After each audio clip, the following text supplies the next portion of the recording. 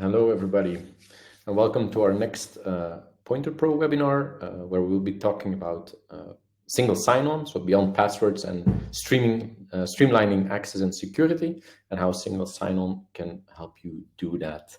Let me first introduce myself. My name is Mathias. I'm the CTO at Pointerpro, and I'm also the co-owner of Content & Coffee, which is a technology-based consultancy firm. So it's very interesting for me to have both sides of the puzzle to see how Pointerpro can reinforce our consultancy business, and more specifically in the technology industry, how single sign-on can help us do that. I'm going to give it a couple more minutes just to make sure we have everybody and that we can all get started.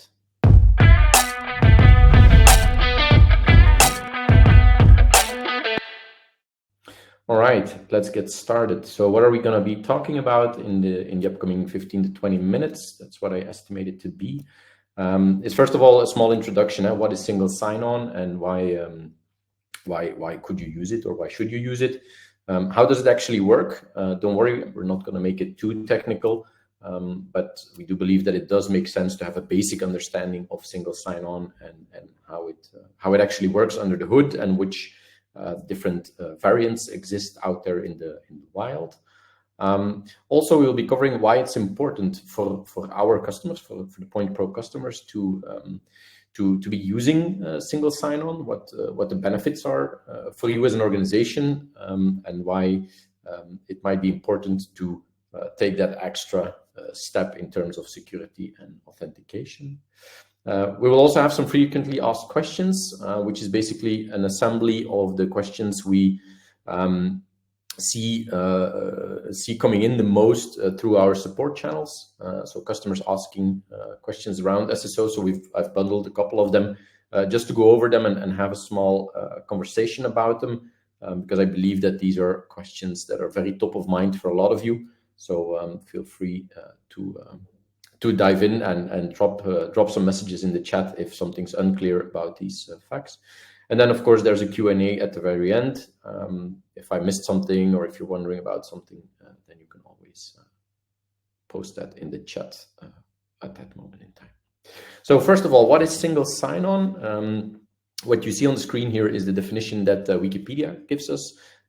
So it's talking about an authentication scheme that allows a user to log in with a single ID, which is generally an email address. And then you can be granted access to several related but independent software systems. For example, Pointerpro could be one of them, but your company intranet could be another. So you just log in with your own email address, your company email address, and that will give you access to both the intranet in your company and Pointerpro, for example. They also mentioned true single sign-on allows the user to log in once and access services without re-entering your authentication factors. Again, email address and passwords usually. So there is a bit of a different variant out there. Sometimes you need to re-log in to get access with the same credentials. But you also have true single sign-on where you don't even need to re-authenticate, where you don't have to re-enter your password. It's a small nuance, but for completeness, we did put it in there. So in short, human language, so to speak, single sign-on means that you get that you're being granted access to different software services throughout your company with the same credentials, with the same login and password, usually your email address, and your password. So you don't have to memorize different logins and passwords for different software systems. That's the whole reason single sign-on exists from a usability point of view, because there are other reasons why single sign-on exists and why it's important for your organization. I will be covering these in a few slides. But from a usability point of view, this is what it's all about, being able to have access with one centralized username password combination for convenience, essentially. How does single sign-on work? We've tried to come up with a drawing or a visualization that is as easy as possible. As you can see, that only partially succeeded because we still have, let me quickly see, 8 steps in the process. I'm going to be covering them one by one because I think it's important to try and understand the basics of how a single sign-on authentication request, so logging into a system, actually works.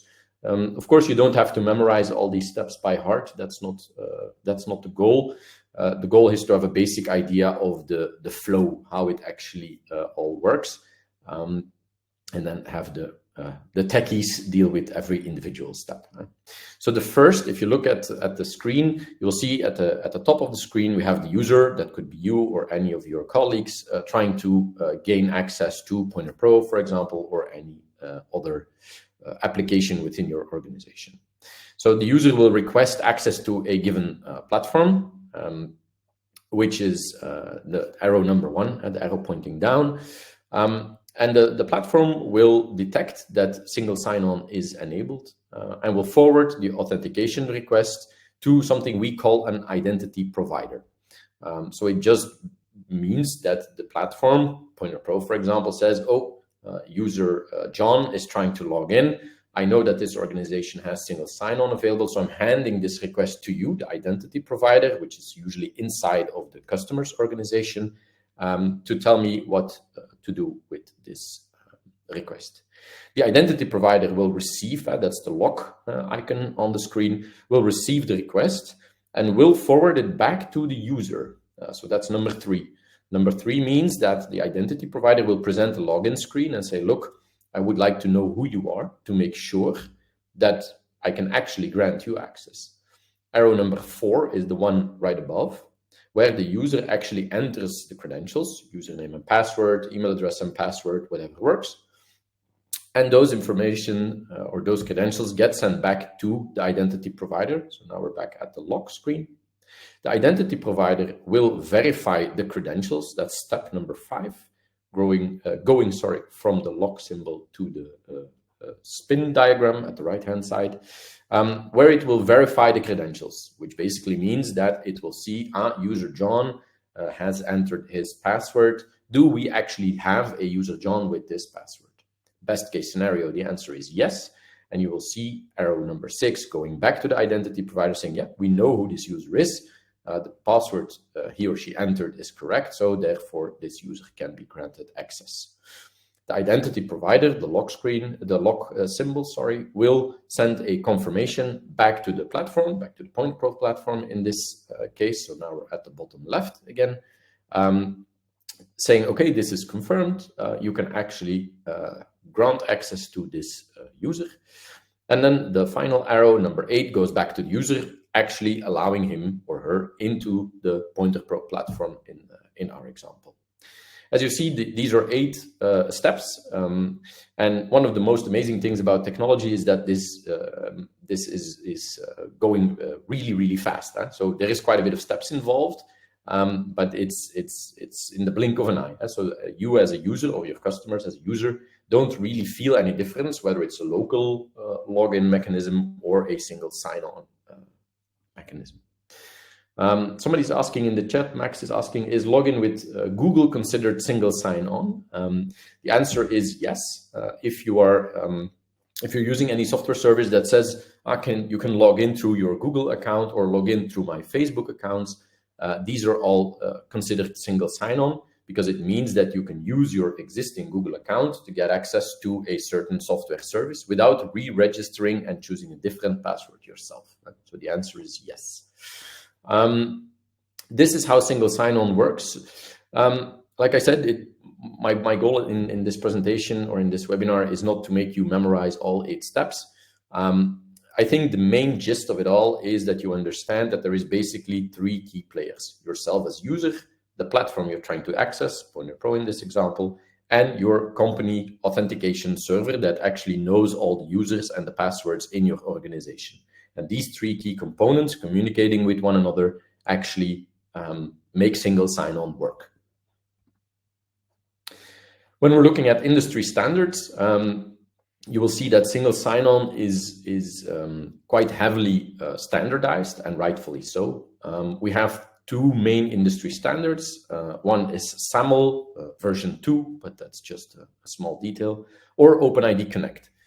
So Max was asking about Google single sign-on. That's usually OpenID Connect on the right-hand side.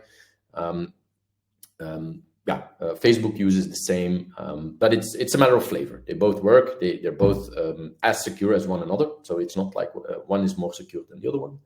And for the techies in the room, if somebody's wondering why OAuth is not in the list, that's because OAuth is actually a framework that controls authorization, and OpenID Connect and SAML are industry standards. It might seem like a small difference, but it's actually quite significant. The definition that I'm using here, by the way, is the one stipulated by Okta, one of the bigger single sign-on providers out there in the world, basically. And Pointerpro platform is actually using Auth0 by Okta as a single sign-on platform, by the way. In general, that means that OAuth2 is a framework. It's a set of guidelines on how to implement single sign-on if you would be implementing this yourself. OpenID Connect and SAML are industry standards that are being used by, for example, Google, Facebook, and so forth, to provide single sign-on. So the key difference is that, let me skip one slide, sorry, I'll go back to the previous one in a minute. So what does that mean? OpenID Connect and SAML really guarantee safety. They're a standardized implementation. It's been pen tested over and over by various security organizations in the world, and it's deemed secure. OAuth2 is a framework that can be wrongfully implemented. It's a set of guidelines that would tell your development team, if you would have a development team, this is how you can implement OAuth2 as a single sign-on mechanism. But it all depends on how well your developers familiarize themselves with the standard and framework to see how secure your implementation really ends up being. OpenID Connect, by the way, is a standardized implementation based on OAuth2. So OpenID Connect implements OAuth2 under the hood as a framework. Now it's becoming quite technical already. The gist of the conversation about these three acronyms is that OpenID Connect and SAML are standardized implementations which can be deemed secure. OAuth2, if you ever encounter a company with a custom OAuth2 implementation, does not necessarily mean that it's secure. That's the main takeaway. I'll go back to my previous slide now about assertions. This is an oversimplified version of what a authentication request actually would contain.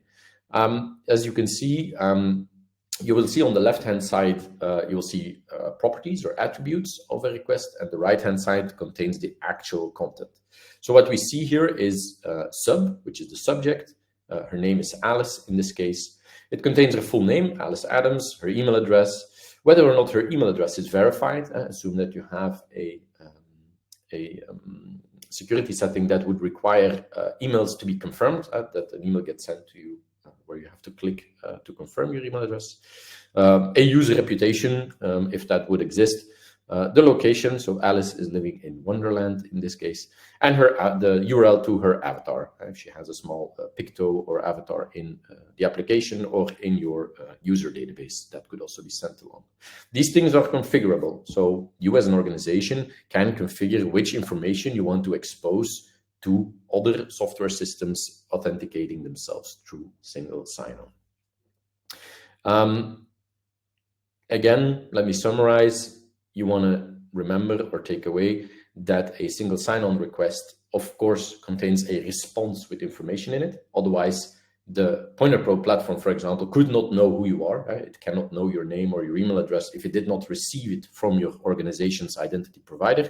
And these things can be configured. Right? You can choose what to expose, what not to expose. Okay. When looking at the Pointerpro customers, why does single sign-on matter for our customers? As I've mentioned before, the most visible one is the seamless user experience. Right? It's really it's all about user experience, the ease of use, the ease of access. Things become significantly easier for your users when they don't have to come up with different logins and passwords all the time. People start forgetting passwords if they have to remember too much or too many of these. Of course, there are password managers now to mitigate that, at least partially. But what is even more worrisome is that people start reusing passwords, and that's also scary. If people start reusing the same password on various software systems, and that password was to become compromised, then it could easily be exposed on various systems. Another one that is very important, especially for larger organizations when talking about compliancy, whether that's SOC 2 or ISO certifications, usually 27001, which is about information security. Single sign-on quite easily becomes a requirement for your organization, because it does allow you to have to streamline your access management. Assume that Alice would leave our organization or your organization, then your IT team would have to remember where did Alice have different accounts, because we have to deactivate all these accounts. When you're using single sign-on, you no longer have to worry about that, because it's your identity provider, your centralized user management system in your organization that actually manages all of these accesses. So the only thing your IT team has to do is disable Alice in the identity provider, which is Active Directory from Microsoft or something else, Google Workspace. And then all of the other consumers immediately are shut down or locked off for Alice, because they will ask the identity provider, is Alice still allowed to log in? So there is a really significant ease of access management that comes into play when using single sign-on. And it's also more secure, because you avoid using custom authentication mechanisms. Like we said, SAML and OpenID Connect are standardized implementations, which are deemed secure, have been pen tested over and over again, which is more secure than any custom authentication mechanism that is built out there. Last but not least, it also allows your organization to come up with custom password policies. Oftentimes, we receive the question from various organizations, can we set up our own password policy within the Pointerpro platform? And the answer is yes, you can. And the most convenient way to do that is by just connecting your identity provider through single sign-on, so just using the single sign-on feature in our platform, because then you can just enforce your own password policy on your end, and Pointerpro, our platform, will just follow any rules you have set up. So that is actually quite easy. It also brings that ease of access management back into play, because assume or imagine that your IT team decides to strengthen your password policy, make it more strict, to make it more secure. You would only have to change it once in your own identity provider, and you don't have to change it in every single consumer, the Pointerpro platform, or any other. They just change it once, and it automatically populates to all of your users. When using single sign-on in the Pointerpro platform, obviously you have our support, as is the case with pretty much anything you do in our platform. You have our support, that is obvious, but we also need yours. And I think that's quite important to spend a couple minutes discussing that. It's very important to understand, as you might remember from the drawing with the 8 arrows that I've shown a couple minutes ago, it's a handshake concept. So a user requests to log in to the Pointerpro platform. We forward that to a server on your end, the identity provider, as mentioned. And that identity provider needs to do the correct things and provide the correct answers back to us. Otherwise, we will not be able to help the user log in or show them an access denied, if that would be the case. So it's very important to understand that it's a handshake concept. Right? Our platform needs to send the correct request. Your identity provider needs to provide the correct response. It's very, very important to get all the parameters exactly right. So that is why we have put in this slide and decided to spend a couple of minutes talking about the mutual support. It's very important to closely align and make sure we get all the parameters set exactly right, to make sure that we can guarantee that seamless user experience to your users. Last but not least, single sign-on is quite a complex topic, so it's not top of mind. It's too complex to keep it top of mind, except for the very large organizations where you see that they have dedicated single sign-on or authentication teams that actually do nothing else than specialize in that matter. But that's not, I mean, when looking at our customer base and when looking at our own internal teams, they're not dealing with single sign-on on a day-to-day basis. It's something that gets touched upon every once in a while. So the topic is too complex for IT teams to remain familiar with it if you're not using it daily. So that means that having each other's back and having a smooth communication line when getting started with single sign-on is very important. One very important side note is that once your single sign-on is set up correctly and the handshake concept is in place, you can basically set up and forget about it between parentheses. So it's not like you'd have to maintain it all the time. But the initial setup requires a smooth communication line between your teams and ours, for sure. I mentioned it briefly before. Pointerpro is working with a vendor. We're working with OutZero by Okta. You can feel free to Google them or research them. They're the industry leader in single sign-on. They support both OpenID Connect and SAML. That's very important. So that also means that Pointerpro supports both of these. Why is it very important to work with a vendor? Well, authentication is complex. I've mentioned it before. Within this webinar, we're trying to give a decent understanding of what single sign-on is, how it works, and why it matters. But if we would really have a technical deep dive, which is not the goal for today, but assume we would, you would see that it's quite complex. There's quite a bit of parameters and standards involved. So each standard requires a very specific skill set also. So if we would compare the setup between OpenID Connect and SAML, the two industry standards, you would see that they require very different parameters, very different request and response layouts. So it's very important to have an expert or a vendor that brings this expertise to you. Compliance is another very important matter. Assume you would be building your own single sign-on system, which is not impossible, by the way. You can make your own OAuth implementation if you would so choose. But that would also mean that you have to take care of all the compliance yourself. For example, when leveraging a vendor like we're doing, it means that you have all these pen tests, ISO certifications on your authentication mechanisms within the subscription or the partnership you're forming with that vendor. So it's a very important part in making sure you have the flexibility to support all common standards and implementations. Let's assume that tomorrow Google changes their single sign-on mechanism. That would force you to re-implement on your side the single sign-on mechanism that they have switched to. When leveraging a vendor, they will do it for you, and you just receive the flexibility out of the box, which is a very significant difference. As I said, we're going to go through some frequently asked questions. I have between 3 and 5 of them. I don't remember by heart anymore, which is basically some questions we see coming in through our support channels or that we receive quite often from users, which for us makes sense to spend a couple of minutes talking about these. We have quite the acronym SOUP on the left-hand side. Single sign-on, SSO, short for single sign-on, MFA, short for multi-factor authentication, 2FA is short for two-factor authentication. So which one is more secure is the question we oftentimes receive.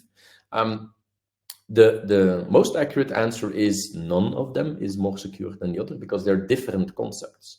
Single sign-on, as I said in the very beginning, means that you can sign in once with your username and password and receive access to various applications or platforms throughout your organization. Multi-factor authentication, MFA, means that you need to enter multiple authentication factors, username, password, and maybe a 6-digit code that you receive through an SMS on your mobile phone. So it's not related to single sign-on at all. It just means that you have to enter an additional factor. 2FA is the same as multi-factor authentication. It just stipulates that you have to enter 2 factors, usually password and a 6-digit code. Whether you receive that through an SMS or use the Google Authenticator on your smartphone, or Microsoft has this Authenticator app, which is used for Office 365 environments usually. That matters not. So MFA and 2FA are actually quite related to each other, multi-factor and two-factor authentication. Single sign-on is something different entirely, as it's about signing in once and receiving access to multiple platforms, whether or not that was through MFA. I would hope that it was, but it doesn't necessarily have to be that. Another acronym, we've seen it a couple of times, SAML or OpenID Connect. Which one is most common in Microsoft environments? So as you might remember from the webinar just now, SAML and OpenID Connect are both industry standards. SAML is the one we see most, or that we almost exclusively see in Microsoft environments. OpenID Connect, for example, is used through Google Workspace and others. But SAML is definitely more common in Microsoft environments. A very interesting one, at least I believe that it is. What is the difference between authentication and authorization? Because these terms are quite oftentimes used interchanged. And they have a quite distinctive meaning. They don't mean the same. It's very different. Authentication is the concept of presenting yourself to an application with your username and password and receiving an answer, yes, you have access, or no, you don't have access. So authentication is the concept of identifying yourself to a software platform or an application.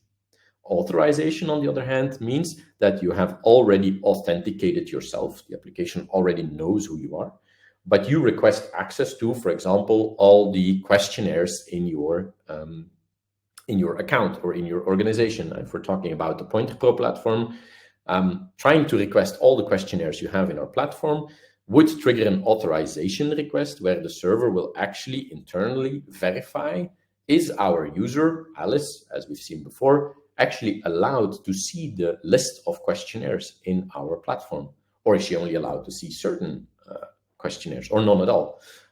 So authorization is all about, am I allowed to see something?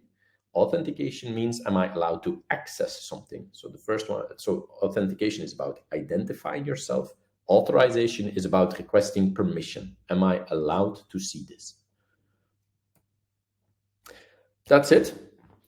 I see that Edison is still typing something, so we will see that in a bit. I do understand that single sign-on is quite a complex topic. One of the tricky parts, we believe, is also that when you start Googling for single sign-on, you will quite easily find yourself in a plethora of very technical lingo and Wikipedia articles and whatnot. So trying to have a human readable understanding of single sign-on is not so easy. That's the exact reason we are having this webinar. My credentials are on the screen. Feel free to send me an email if you have any questions around it, or even reach out to our professional services team. Obviously, the people from our support team are always there to help you as well. If you want to have it set up for you or whatnot. If you have compliancy questions, we deal with those daily, so that is not a problem at all. Let me quickly have a look at the chat. Edison, hi Edison, is asking, we're considering SSO. What are the next steps here? Very good question. It's very easy. Either you reach out to me directly or somebody from our team, whether it's the sales team or the support team, depending where you are in your journey. You can easily talk to us about single sign-on and the questions you might have. So my recommendation would be the first or the next step for you to take is just come and have a chat. Let us know what you're thinking, what your plan is. Are you using Google Workspace or Microsoft or what have you? So we can easily tell you. Ezekiel, hi, is asking us, hi, can I implement login with Microsoft in Pointerpro? The answer is absolutely yes. As I've said before, Microsoft implements SAML as an authentication industry standard. We have quite a bit of customers doing it. So yes, it can absolutely be done. And it doesn't really matter if you have Office 365 or if you have an on-premise Microsoft server within your organization. Both work perfectly fine. So that should not be an issue at all. And I suppose same story, Ezekiel. Feel free to reach out, and then we can get started with that.